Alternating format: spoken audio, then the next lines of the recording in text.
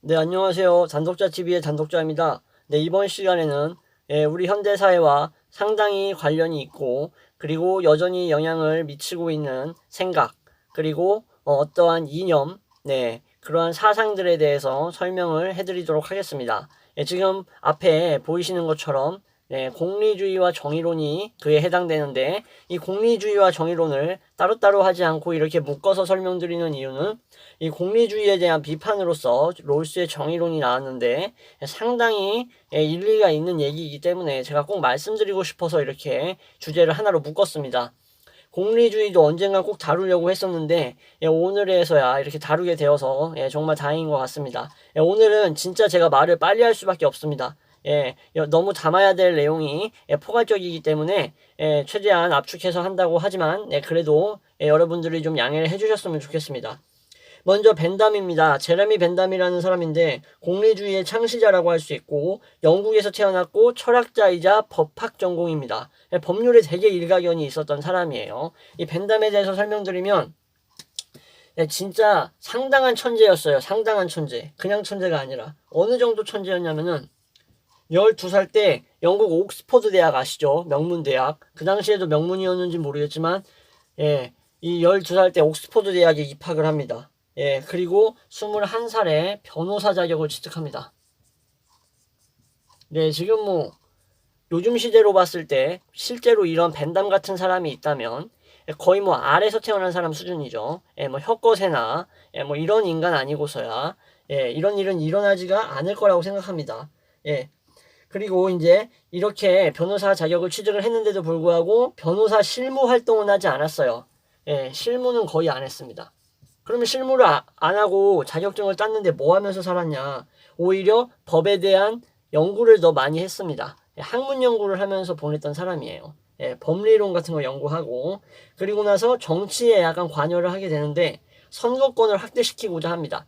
이 공리주의라는 게 이따가 설명을 드리겠지만 이러한 최대 다수의 행복, 여러 사람의 이러한 쾌락이 보장되는 사회를 추구하는 걸 공리주의라고 볼 수 있는데 그렇기 때문에 그러한 자유와 쾌락이 보장되려면은 선거권이 확대돼야 된다라고 생각했던 게 벤담의 생각이에요. 벤담도 상당히 깨어있는 사람이었던 거죠. 그래서 이러한 선거법을 개정하려고 여기에 이제 집중을 합니다. 정치개혁을 하려고 했던 거죠. 네. 그리고 이제 밀에 대해서 설명을 해드리겠습니다. 밀 같은 경우는 똑같이 영국 사람이에요. 둘 다 영국 사람이고 둘 다 철학자이고 그리고 이제 조금 다른 게 있어요. 근데 이게 공통점이었죠. 영국의 철학자.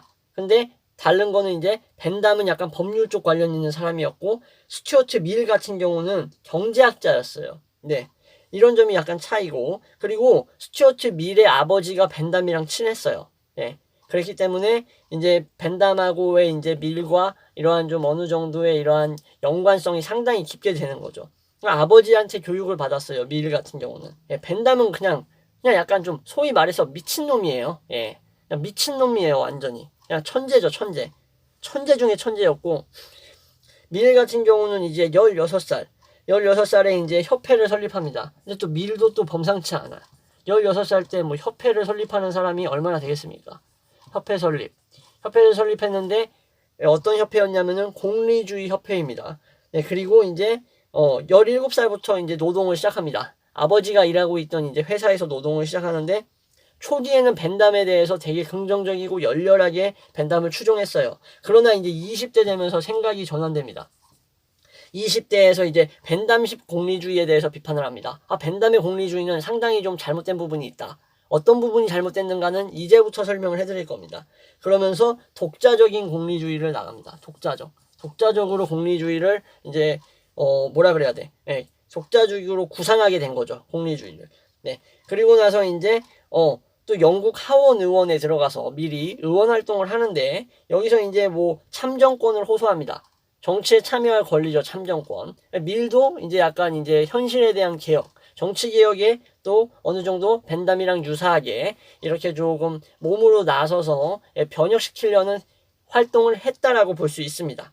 노력을 한 거죠, 개혁하려고. 이것도 이제 두 사람이 이제 공통점이라고 볼 수 있겠네요. 설명하다 보니까. 영국 철학자 정치 개혁, 이렇게 공통점. 네, 그리고 이제 설명해 드려야죠. 예, 그러면 벤담이 뭘 얘기했냐를 설명해 드려야 되는데, 쾌락 계산이라는 겁니다. 쾌락 계산. 쾌락 계산이 뭐냐면은, 이제 벤담은, 본질적으로 인간은 쾌락을 추구하고 고통을 피한다고 생각했어요. 이거는 어떤 사상의 영향이 약간 있냐면은, 제가 봤을 때 에피쿠로스적인 요소가 좀 있어요. 고대 그리스 에피쿠로스 학파. 예, 이것도 뭐 나중에 기회가 되면 다룰 텐데, 예, 에피쿠로스 학파의 약간 느낌이 나죠. 그래서 고통을 본능적으로 피하려고 한다라는 거예요. 근데 여기서 중요한 게 계산이라는 게 중요해요. 계산이라는 게. 뭐 고통을 피하려고 하고 쾌락을 추구하려고 하는 거는 뭐 초등학생도 아는 사실이에요. 근데 쾌락 계산은 쾌락을 수치화할 수 있다는 거예요. 수치화. 예. 수치화를 어떤 식으로 수치화할 수 있냐면은 그 강도, 지속성, 예, 확실성. 네, 이건 제가 꼭 예를 들어드려야 될 것 같습니다. 첫 번째 척도입니다. 강도. 쾌락이 얼마나 강렬한가. 예, 좀 이러한 예를 들면은 조금 좀 위험하긴 한데 이렇게 예를 들겠습니다. 예, 그 성적인 그 오르가즘에 도달하기 그 직전의 그 강렬한 쾌락과, 예, 아니면은 그 뭐 편의점 가가지고 먹고 싶은 삼각김밥을 구매했을 때 쾌락의 강도가 다르겠죠. 그쵸? 예, 그런 강도. 그리고 지속성. 그리고 지속성 같은 경우는 뭔가 이렇게 끊임없이 내가 추구해야 할 어떠한 그러한 지식이나 어떠한 그런 생각들, 사상들이 담겨져 있는 책을 읽는 과정. 그러면 쾌락이 어느 정도 계속 지속되겠죠. 내가 원해서 자발적으로 하는 거니까. 근데 이제 뭐 진짜 간단한 것들, 한순간에 끝나버리는 쾌락들 있죠. 예. 뭐 예를 들어서 이제 뭐 빠르게 먹을 수 있는 뭐 어떠한 음료수 뭐 이런 것들 있잖아요. 특히나 이제 뭐 마라톤이라든가 뭐 헬스를 하고 나서 마시는 어떤 이온 음료 같은 것들. 이건 지속성이 상당히 짧죠, 오히려. 예, 지적 추구하는 것보다. 이렇게 들 수 있고. 그리고 이제 확실성. 확실성이라는 건 이제 이게 실제로 쾌락을 가져다 준다는 어떠한 믿음 같은 걸 말하는 겁니다. 예. 그러니까 예를 들어서 내가 엄청나게 수능 성적을 좋게 받았어요. 예를 들어서 예, 수험생인데 이제 수능 성적을 좋게 받은 거예요. 고3 때. 그래서 진짜 다 1등급이 나왔어. 말도 안 되는 1등급이. 전부 다. 전 과목. 그러면은 내가 좋은 대학에 들어갈 거라는 확실성이 있죠. 예, 명확하죠. 전부 다 1등급인데 좋은 대학 못 갈 거라는 그러한 생각하는 사람 없잖아요. 그죠? 이러한 거는 확실성이 명확한 거고. 근데 내가 이제 소개팅을 하는 거예요. 예를 들어서 소개팅을 했는데 친구가 얘기하기로는 되게 착하대요. 예, 이쁘다고는 안 했어. 착하대. 그러면은 어떻게 생겼을지에 대해서 내가 좋아하는 스타일일지 외관상 그거에 대해서 어떤 그런 확실성이 없잖아요. 그럼 쾌락이 좀 적은 거예요. 예. 그러니까 좀 이런 식으로 예를 들어보는 겁니다. 제가 예, 이러한 것들로 해서 결국 이렇게 수치화를 시킬 수 있는 겁니다. 이런 척도로. 그래서 이 점수를 매기는 거예요. 뭐 강도가 뭐 3, 뭐 지속성 뭐 6, 10점 기준으로 했을 때, 뭐 확실성 뭐 8, 이렇게 해서 총합을 더하는 거죠. 네, 각각 10점씩 해가지고. 뭐 그래가지고 뭐 점수가 나오는데 뭐 17점, 뭐 20점, 뭐 30점 뭐 이렇게 나올 수가 있잖아요. 그죠? 예. 근데 이런 식으로 나오는 것들이 뭐냐? 각각의 행위들이에요. 행위들. 각각의 행위들. 그래서 이렇게 주장을 합니다. 벤담은.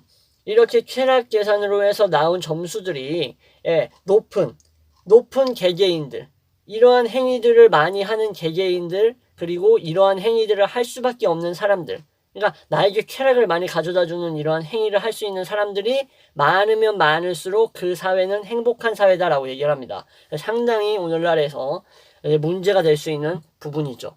네.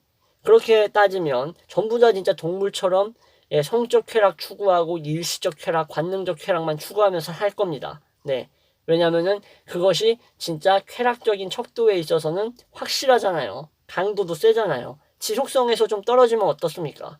예, 그것만큼 쾌락 점수가 높은 건 거의 없잖아요. 살아가면서. 예. 왜냐, 인간은 동물이기 때문에. 예, 그쵸. 그런 것들로 인해서 세상을 계산하게 되면은, 예, 이러한 벤담식으로 계산하게 되면은 문제가 상당해집니다. 이것은 이제 밀도 비판을 한 거예요. 근데 이제 벤담의 이러한 쾌락 계산이 상당히 민주주의에 공헌한 부분이 있습니다. 어떠한 부분을 공헌을 했냐면은, 이렇게 척도를 통해서 점수를 계산하고 이러한 좋은 점수, 높은 점수를 받은 개개인들이 많은 사회가 좋은 사회다라고 주장을 했다라는 것은 결국 이 민주주의에서 솔직하게 말씀드려서 요즘도 계급이 있죠. 예. 계층이라고 표현하는 사람들 많아요. 예. 뭐 약간 배버론자들은 이렇게 약간 좀 계층이라고 표현하시는 분들도 있지만 저 같은 경우는 여전히 보이지 않는 계급이라는 게 존재한다고 생각합니다. 예. 그것은 사라지지 않을 거라고 저는 생각해요. 예, 어쨌든 그러한 민주주의 속에서 드러나는 이러한 신분에 대한 계급이나 차별, 차이와 상관없이 누구나 동등하게, 누구나 똑같게, 평등하게 한 명으로 세는 겁니다. 개인을. 한 명의 쾌락을 계산하는 거예요. 그 사람의 행위를 종합해가지고. 이렇게 되면은 그 사람이 부자든지 가난하든지는 중요해지지가 않는 겁니다. 쾌락계산법에 따르면. 왜냐? 전부 다 한 명이니까요. 전부 다 한 명으로 계산하니까. 네. 어쨌든 이렇게 하고 네, 이제 다음은 최대 다수의 최대 행복이라는 겁니다. 벤담이 얘기했던 거. 되게 유명한 말이죠. 최대 다수 최대 행복. 이거는 뭐 철학 관심 없고 공리주의 관심 없어도 많이 들어보셨을 부분이에요. 이러한 명제라고 해야 되나? 이러한 주장은. 그죠? 그래서 최대한 많은 사람에게 최대한 많은 쾌락이 주어지는 사회가 되어야 된다라고 얘기하고, 우리가 이제 입법, 국회나 이런 데서 입법을 할 때 최대 다수의 행복을 위한 입법을 해야 한다라고 주장을 했습니다. 이런 식으로 벤담이 얘기했기 때문에 이제 당연히 보란 듯이 미리 이거에 대해서 비판을 하게 됩니다. 밀 같은 경우는 뭐라고 얘기를 하냐면은 이 쾌락계산이라는 거, 벤담이 얘기한 쾌락계산, 이게 이제 이거 좀 말이 안 된다. 문제가 있는 거예요. 쾌락계산이. 왜냐? 양적인 차이만 생각했다라는 거예요. 벤담은. 밀 입장에서. 질적 차이가 상당히 중요하다라는 거예요. 쾌락의 질적 차이. 질적 차이로 따졌을 때, 뭐 이렇게 쉽게 뭐 원나잇 하고, 뭐 술에 빠져 살고, 뭐 약하고, 그리고 뭐 폭력을 일삼고 뭐 이런 것에서 희열을 느끼는 이러한 쾌락이랑, 학문을 연구하고 탐구하고, 그리고 뭐 남에게 봉사하고, 그리고 뭔가 이러한 인류의 어떠한 큰 공헌을 하는 업적을 남기면서 얻는 그런 쾌락이랑 어떻게 같을 수가 있냐. 그런 아주 말초적인 쾌락하고는 비교가 안 된다. 이런 식으로 주장을 한 거예요. 밀은. 질적 차이를 무조건 고려해야 된다라고 본 거예요. 그래서 정신적 쾌락의 질이 훨씬 높은 거예요. 밀 입장에서는. 육체적 쾌락보다 당연히 정신적 쾌락이 높은 거예요. 그리고 훨씬 더 고귀한 거고. 그리고 정신적 쾌락 같은 경우는 타인의 행복을 통해서 얻을 수 있다라고 주장을 합니다. 이렇게 쓰면 안 되지.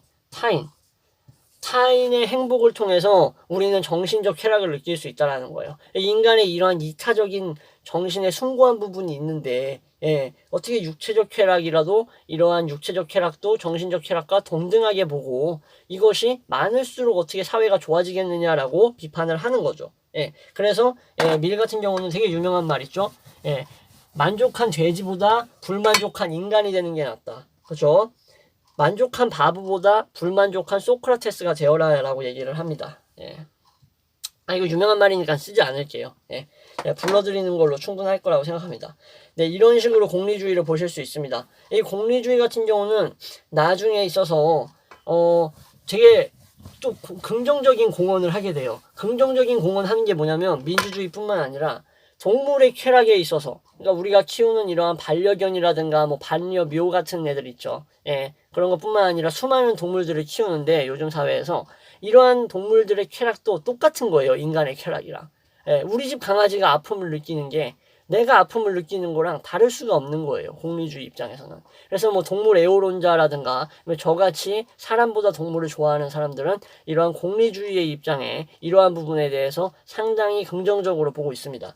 네, 다음은 이제 정의론에 대해서 설명을 해드려야겠죠. 정의론 하면은 이제 존 롤스라는 사람이 주장을 한 건데, 존 롤스를 약간 이제 뭐라 그래야 될까?